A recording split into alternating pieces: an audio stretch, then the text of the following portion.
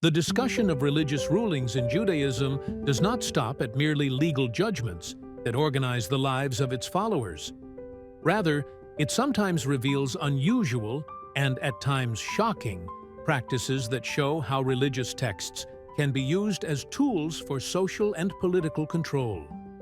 Between the ancient texts of the Torah and the modern interpretations of rabbis, a number of rulings have emerged that have sparked wide controversy not only within Jewish communities, but also across the world.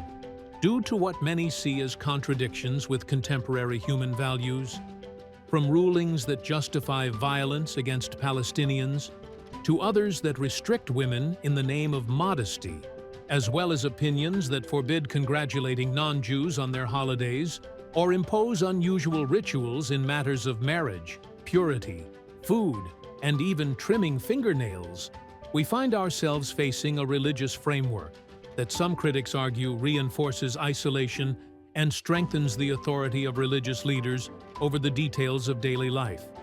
But are these rulings merely strict interpretations that belong to another era? Or do they reflect a broader vision seeking to impose religious and political influence over followers of Judaism and the surrounding world? In this video, we will explore some of the most controversial modern Jewish rulings that have drawn global attention. We will also examine their historical, social, and political dimensions in order to understand how certain interpretations can become tools of influence and authority under the cover of religion. Stay with us until the end, and don't forget to support us by liking the video and subscribing to the channel so you won't miss any new content.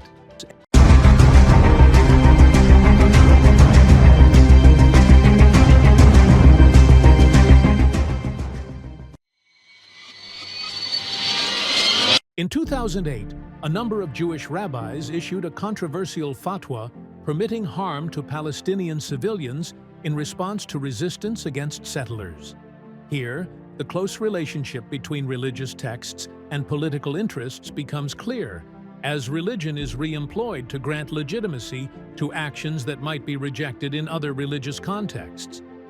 Through this fatwa, some rabbis granted religious cover to policies of violence and aggression. So the fatwa shifted from a spiritual means aimed at guiding society morally and faithfully into a political tool used in service of nationalist agendas. This marriage between the religious and the political was not merely a passing overlap, but rather became part of the intellectual structure that supports systematic Israeli violence. Even more dangerous is the reflection of these fatwas on military policies in the field, as they justified attacks on Palestinian civilians and the destruction of their property, and were considered a deterrent meant to teach Palestinians the heavy price of any attempt to harm Jews. Thus, the fatwa did not remain merely a religious opinion, but became a quasi-official policy embodied in military decisions on the ground. This transformation made the fatwa an active element in shaping public opinion and directing government decisions, as its role was no longer limited to the religious and moral sphere, but extended to legitimizing acts of violence and granting them false legitimacy.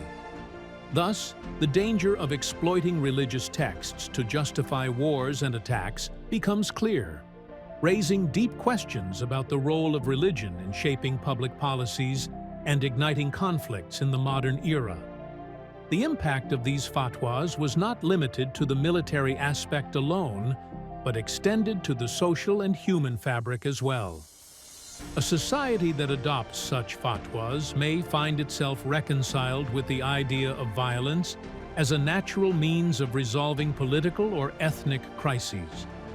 With the establishment of a religious cover for hostile acts against civilians, the conflict intensifies and the rift between communities widens, leading to more division and bloodshed and making peace farther from being achieved. Among the most controversial rulings in Judaism are those related to women and the rituals of purity, where certain traditions have been imposed that deal specifically with how women should treat their bodies. One of these rulings that has received significant criticism is a ruling that prohibits a woman from bathing completely naked. Instead, it requires that she cover her body while bathing, even when performing religious purification rituals. This ruling highlights a belief that views the female body as a potential source of sin, reflecting a religious interpretation that links the human body with the possibility of wrongdoing. This ruling is not merely presented as guidance or religious advice. In some communities, it imposes strict rules that limit women's freedom in some of the most private aspects of their lives. It is connected to strict religious traditions that view the female body as something that must be continuously monitored and controlled. In this context, such rulings can be interpreted as a form of religious authority over women's bodies, where the body itself is treated as something that requires constant supervision to preserve spiritual purity. This perspective suggests that such rulings go beyond the purely religious sphere and become a way of regulating women's personal lives and controlling their bodies as part of maintaining a particular religious and social order.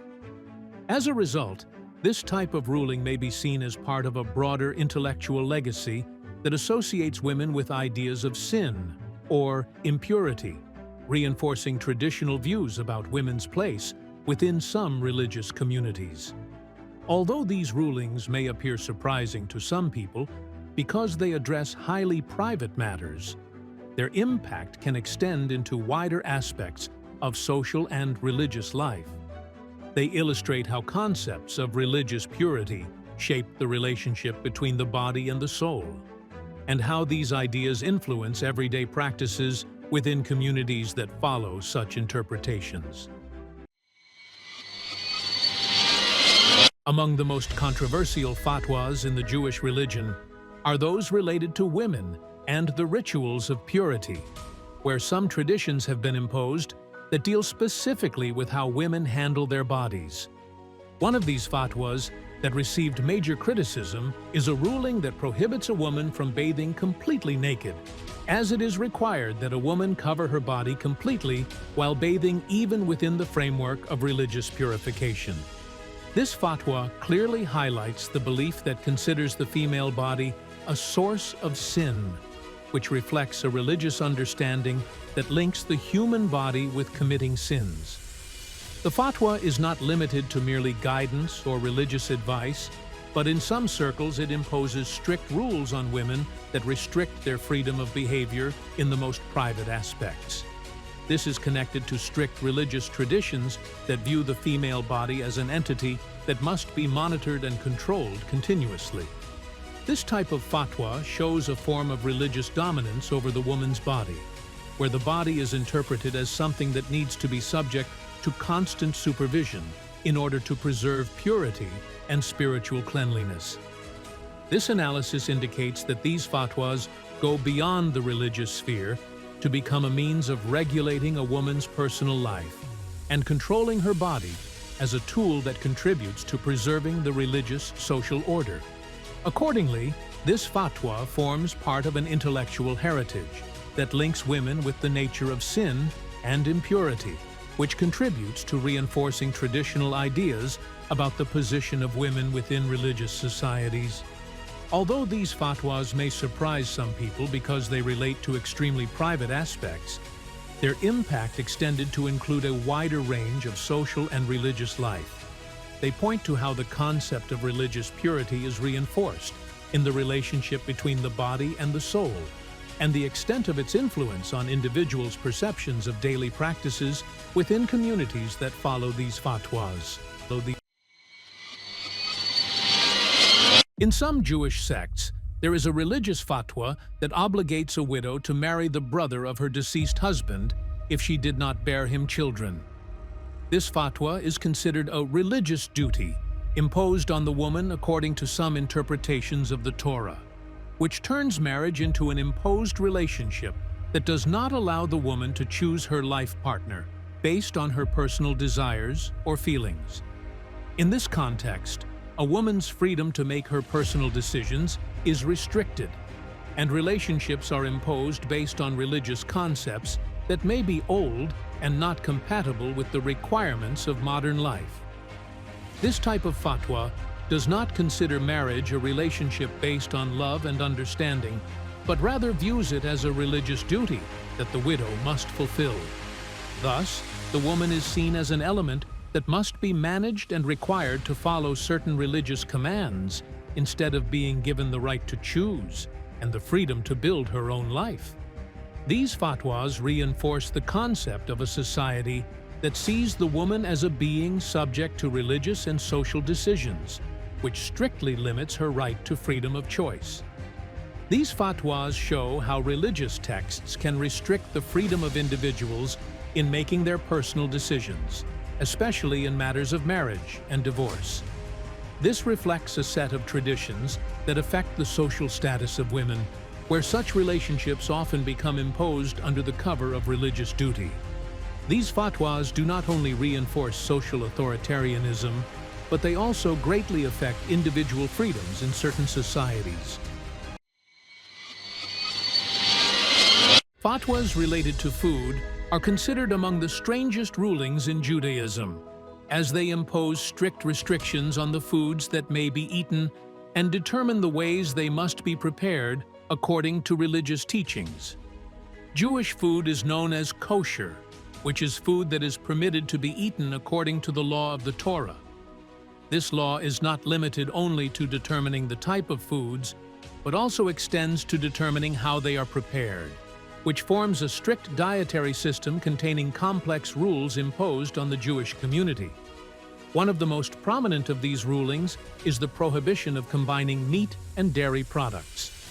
According to Jewish laws, there must be a complete separation between foods that contain meat and those that contain dairy products in both the preparation and the consumption of food.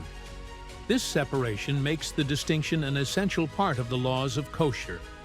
If a Jew tries to eat food that combines these two elements, it is considered religiously forbidden, which reflects a strong commitment to strict adherence to religious traditions that may sometimes be far removed from the interests of individuals. In addition, some types of food are forbidden, such as fish that do not have fins and scales, like shellfish and crab. This reflects a religious precision in determining what may be eaten and what is prohibited. These strict restrictions on food are not merely dietary laws, but represent an embodiment of the spirit of religious rituals that govern the daily lives of Jews, as their influence extends to many other aspects of life. In recent years, some Jewish rulings have appeared that have sparked widespread controversy due to the strict and unusual opinions they carry, which may be far from the usual religious context. One of the most prominent of these rulings that stirred debate is the ruling, "A curse upon anyone who raises a dog," which was issued by a group of rabbis in the Haredi city of Elad in 2019. This ruling may be considered one of the strangest fatwas, as the rabbis declared that anyone who raises a dog in his home is considered cursed. According to this ruling, dogs were classified as evil animals that threaten human life, and any Jew must refrain from raising them under any circumstances. The increasing phenomenon of raising dogs in the Haredi community, especially among children and youth, was also condemned, with the rabbis emphasizing that this phenomenon is religiously unacceptable. The ruling did not stop at merely giving a warning, but included severe warnings about the danger of the presence of dogs in homes, which sparked sharp debates among the rabbis themselves as the rabbinical community became divided between supporters and opponents of this ruling. While some rabbis supported the ruling on the grounds that dogs pose a threat to Jewish morals and raised doubts about religious purity, opposing voices emerged saying that this ruling represents an exaggeration in strictness, especially in light of the recognition of the necessity of certain types of dogs, such as assistance dogs for people with special needs. This opened the door to a broader religious interpretation regarding the urgent need for raising dogs in some cases. The debate did not stop at this point, but extended to the Jewish community in general, as many Jews began searching for the correct interpretation of this ruling and the extent of its compatibility with Jewish law. Another ruling that sparked wide controversy is the one related to cutting nails. According to some rabbis, this requires following precise rituals and specific conditions so that this simple habit does not cause negative consequences in daily life. This ruling comes within a series of legislations that give a religious character to the most minute details of Jews' personal lives. According to this ruling, nails must be cut in a specific order, starting with the ring finger of the left hand and then moving to the rest of the nails. This is considered part of Jewish religious rituals intended to avoid any social or religious problems that may arise from not adhering to these rituals. Some rabbis believe that if nails are cut inaccurately or at an inappropriate time, a person may be exposed to several serious life problems, such as poverty or even the loss of children at an early age.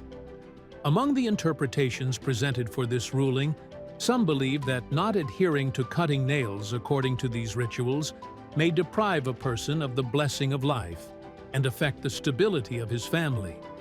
This raises questions about the extent of the impact of these rulings on Jewish society and their compatibility with modern social requirements. In the end, these diverse rulings show how Jewish jurisprudence can sometimes turn into a tool for achieving religious and political authority. While some may see these rulings as an expression of adherence to religious traditions, others see them as a tool for reinforcing authoritarianism and controlling the daily lives of individuals. And here we reach the end of today's video. Don't miss the opportunity to follow all that is new by subscribing to the channel and activating the notification bell so you receive everything new.